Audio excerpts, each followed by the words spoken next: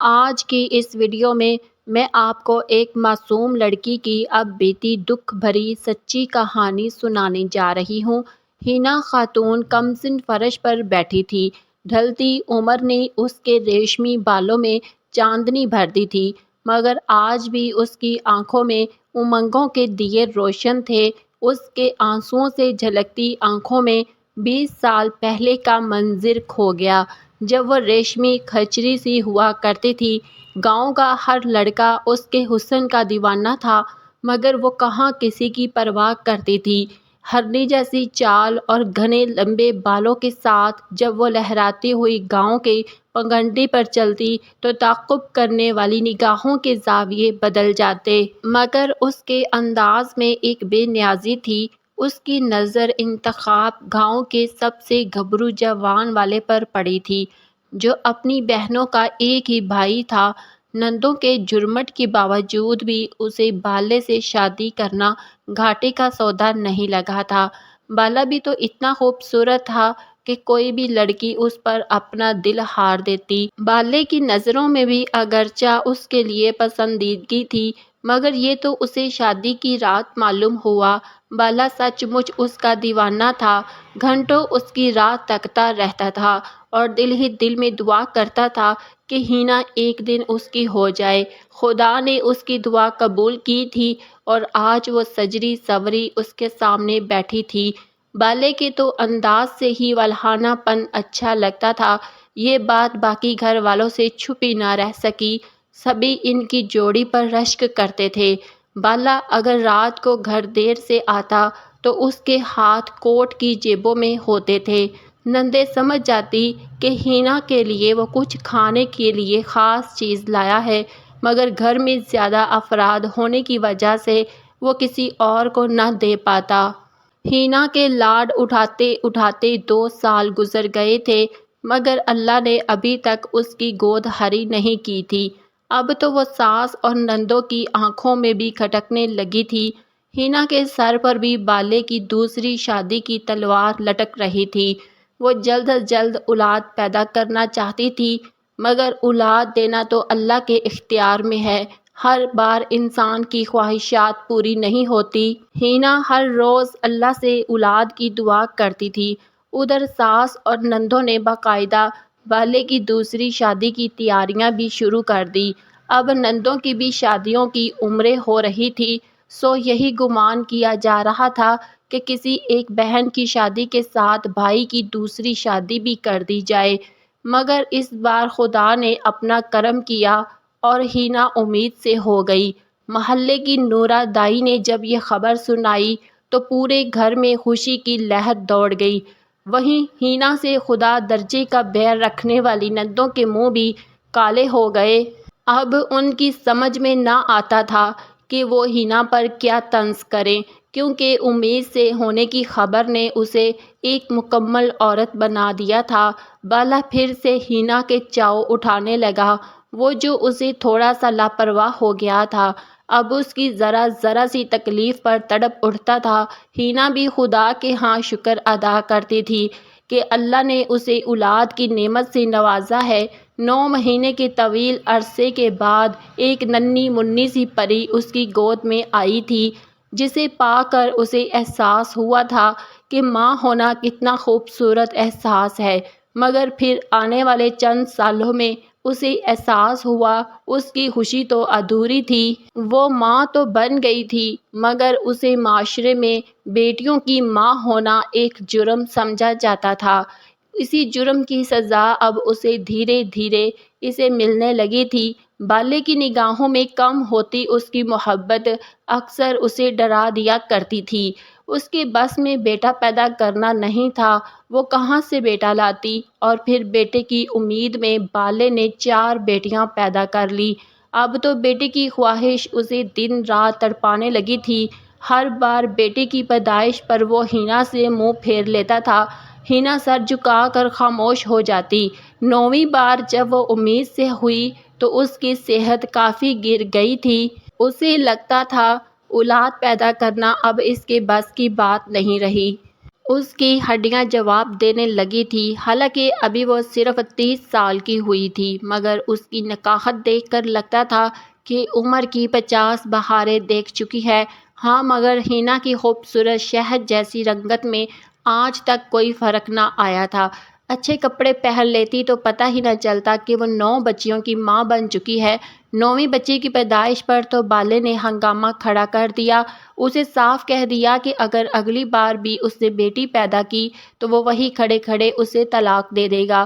آج تک وہ اس کے لیے ایک وارث پیدا نہ کر سکی تھی۔ طلاق کے لفظ نے ہینا کے حواسوں پر بجلیاں گرا دی تھی۔ وہ سوچ بھی نہ سکتی تھی کہ بالے جیسا محبت کرنے والا شوہر ایک وارث کی خاطر اسے طلاق بھی دے سکتا ہے۔ پہلے تو پھر کچھ امید باقی تھی، مگر اب دل میں ہر وقت یہی دھڑکا لگا رہتا کہ اگر بالے نے اسے طلاق دے دی تو وہ کہاں جائے گی؟ وہ تو اس کی پہلی اور آخری محبت تھا۔ زندگی میں اس نے کسی مرد کو آنکھ اٹھا کر بھی نہیں دیکھا تھا۔ دن رات اسی فکر میں رہ کر وہ اندھی ہو گئی تھی۔ اب تو اس کا دل چاہتا تھا کہ اگلی بار امید سے ہونے سے پہلے ہی وہ اپنی جان دے دے، مگر اپنی 9 بچیوں نے اسے زندہ رہنے پر مجبور کر دیا تھا۔ وہ ان کا خیال رکھتی، ان کے ساتھ کھیلتی تو اسے بھلا معلوم ہوتا زندگی بہار سی لگتی تھی، مگر نہ جانے کیوں بالا اپنی بیٹیوں کو منہ بھی نہیں لگاتا تھا۔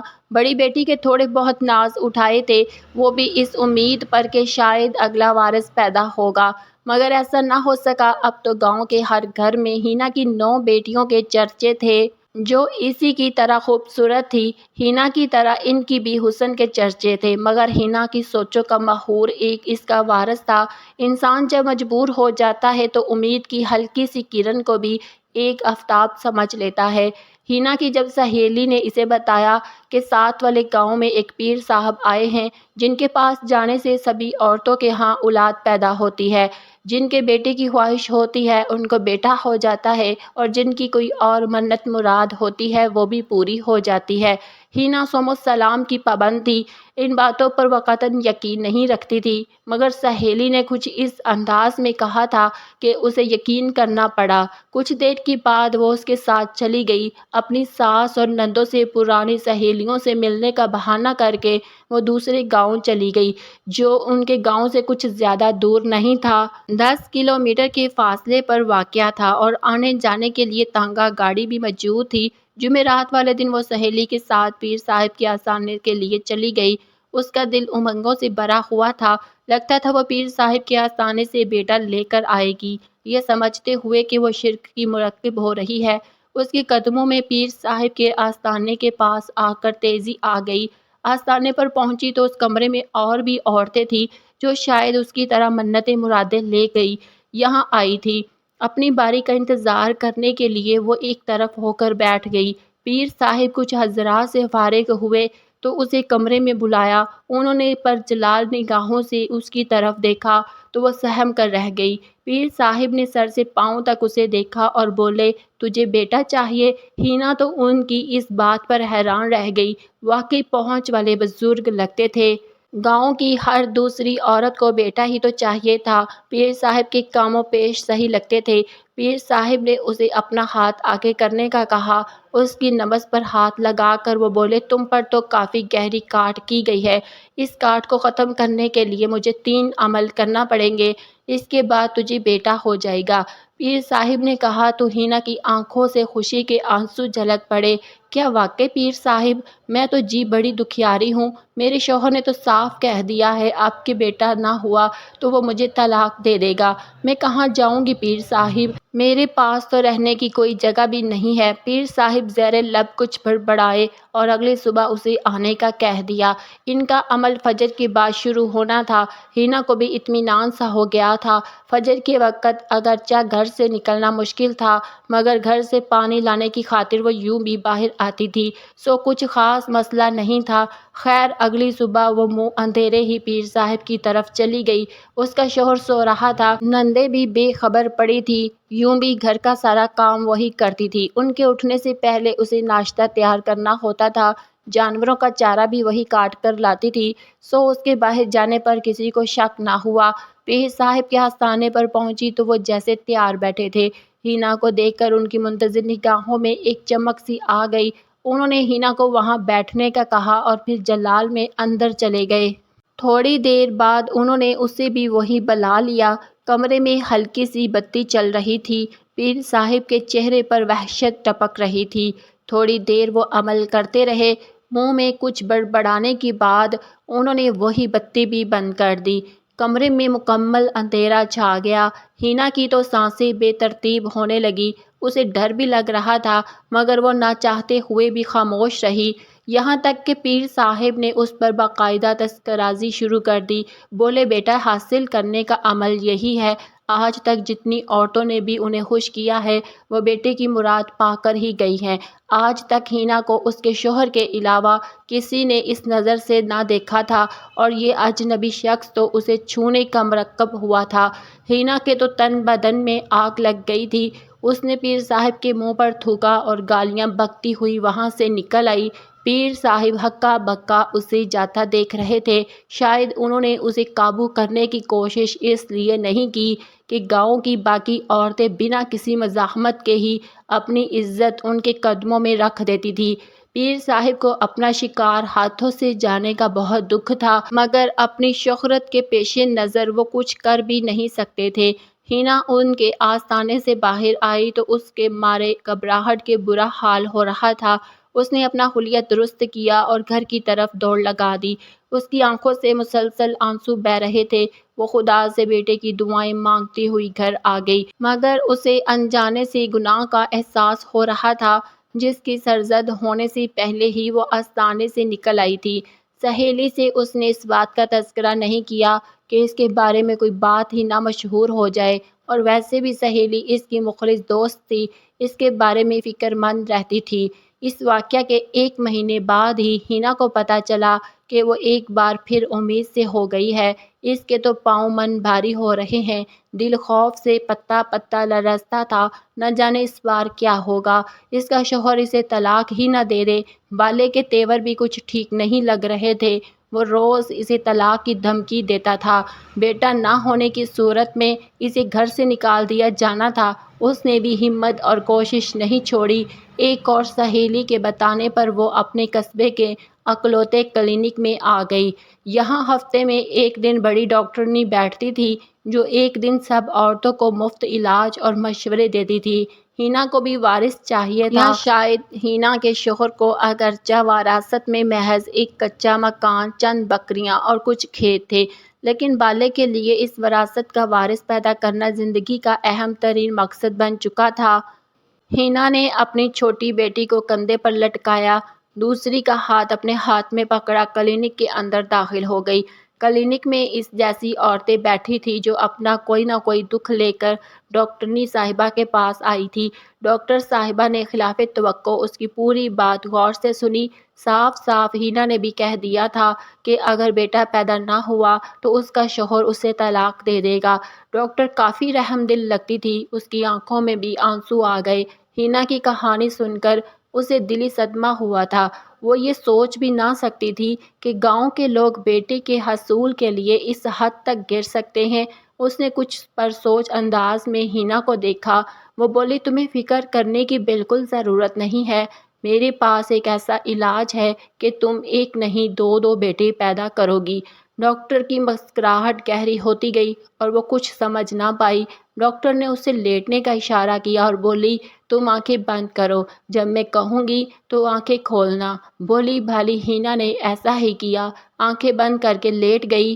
ڈاکٹر نے اپنے ہاتھ اللہ کی بارگاہ میں اٹھا دیے اور بولی یا اللہ، آج میں کسی کی خوشی کا تجھ سے سوال کرتی ہوں۔ میں نے آج تک تجھ سے اپنے لیے کچھ بھی نہیں مانگا، جو کیا ہے تو نے عطا کیا ہے۔ میں تجھے آج اس عورت کی خوشی کا سوال کرتی ہوں اور یہ منت مانتی ہوں کہ اگر اس کے ہاں بیٹا پیدا ہوا تو میں آج کے بعد ایک دن کی بجائے پورا ہفتہ گاؤں کی عورتوں کا مفت علاج کروں گی۔ میں تیرے بندوں کی خدمت میں اپنی ساری زندگی طاق دوں گی۔ میرے مالک مجھے خالی ہاتھ نہ لوٹانا۔ ڈاکٹرنی کے دل میں بھی عجیب سا سکون اتر آیا تھا۔ اس نے بولی بالی ہینا کو مخاطب کر کے کہا تم جاؤ اور اپنے شوہر کو یہ خوشخبری سنا دو کہ اس بار تمہیں ایک نہیں 2 بیٹے ہوں گے۔ سچ ڈاکٹرنی صاحبہ، کیا واقعی میرے 2 بچے ہوں گے؟ اس نے اپنے پیٹ پر ہاتھ پھیرتے ہوئے کہا۔ جیسے اسے یقین نہ آ رہا ہو۔ ڈاکٹر نے کہا، ہاں، میں سر ہلایا اور ہینا خوشی خوشی اس کے کلینک سے باہر آ گئی۔ آج تو اس کے پاؤں زمین پر نہیں ٹک رہے تھے، لگتا تھا اسے دنیا کی سب سے بڑی دولت مل گئی ہو۔ وہ گھر آئی تو اس کا چہرہ خوشی سے دمک رہا تھا۔ بالے نے اسے خوش دیکھ کر اس کی خوشی کی وجہ پوچھی تو وہ بولی، تجھے پتہ ہے بالے، اس بار بھی تجھے وارث دوں گی، وہ بھی ایک نہیں 2 وارث۔ اس نے یقین سے کہا تو بالا بھی ٹھٹک کر رہ گیا۔ ہے یہ تجھے کس نے بتا دیا؟ کیا الہام ہوا ہے؟ بالے کی بے یقینی کو دیکھتے ہوئے وہ اتراتے ہوئے بولی، میں نے نہیں کہا، یہ تو قصبے والی ڈاکٹرنی صاحبہ نے بتایا ہے۔ میں نے نہیں کہا، یہ تو قصبے والی ڈاکٹرنی صاحبہ نے بتایا ہے۔ وہ شہر سے پڑھ کر آئی ہے، وہ بتاتی ہے، وہ سچ ہوتا ہے۔ ہینا کے منہ سے یہ لفظ نکلتے ہیں، بالے نے تو آسمان پر سر اٹھا لیا۔ اس کی خوشی کی انتہا نہ تھی۔ پورے گاؤں میں اس نے مٹھائی بانٹی تھی۔ لگتا تھا کہ آج پہلی بار وہ باپ بننے والا ہے۔ سچ ہے، بیٹے کا باپ بننے پر مرد کی خوشی ہی اور ہوتی ہے۔ خدا خدا کر کے یہ دن بھی گزر گئے۔ خلاف توقع اس کی ڈیلیوری بھی اس بار قصبے والے ہسپتال میں ہونی تھی۔ ڈاکٹرنی صاحبہ نے اسے خاص ہدایت کی تھی کہ اسے ڈیلیوری یہیں پر کروانی ہے، ورنہ کوئی مسئلہ بھی ہو سکتا ہے۔ ڈاکٹرنی کی باتوں پر تو اب پورا گھرانہ ایمان کی حد تک یقین کرنے لگا تھا۔ 9 ماہ کے بعد جب وہ بڑی مشکل سے اس کے کلینک میں پہنچی تو ڈاکٹر صاحبہ کے چہرے پر عجیب سی کشمکش تھی۔ اس نے سر پر دوپٹہ اچھی طرح جمایا ہوا تھا اور وہ منہ ہی منہ میں کچھ بڑبڑا رہی تھی۔ بالا اسے دیکھ کر بہت خوش ہوا، وہ اس کی محسن تھی۔ خیر، ڈیلیوری کا وقت آن پہنچا۔ تقریباً آدھے گھنٹے کے بعد ڈاکٹر صاحبہ لیبر روم سے نکلی۔ اس کی آنکھوں میں آنسو تھے۔ وہ جلدی سے پرے روم کی طرف چلی گئی، جہاں قدم رکھتے ہی وہ خدا کے حضور سجدہ ریز ہو گئی۔ سمجھ میں نہ آتا تھا کہ وہ خدا کا کس منہ سے شکر ادا کرے۔ یا اللہ، تو نے میرا اتنا بڑا بھرم رکھ لیا، تیرا یہ احسان میں کبھی نہیں چکا پاؤں گی۔ ڈاکٹر صاحبہ ایسے خوش ہو رہی تھی جیسے آج وہ خود ماں بن گئی ہو۔ بالے کی رہی سہی بے یقینی بھی یقین میں بدل گئی تھی۔ اسے جب پتہ چلا تھا کہ وہ 2 بیٹوں کا باپ بن گیا ہے، اس نے تو ہینا کو اپنی پلکوں پر بٹھا لیا۔ 2 ننھے ننھے بیٹوں کے ساتھ اس کی باقی 9 بیٹیوں کے نصیب بھی کھل گئے۔ اپنی بیٹیوں کو بھی وہ پیار کرنے لگا۔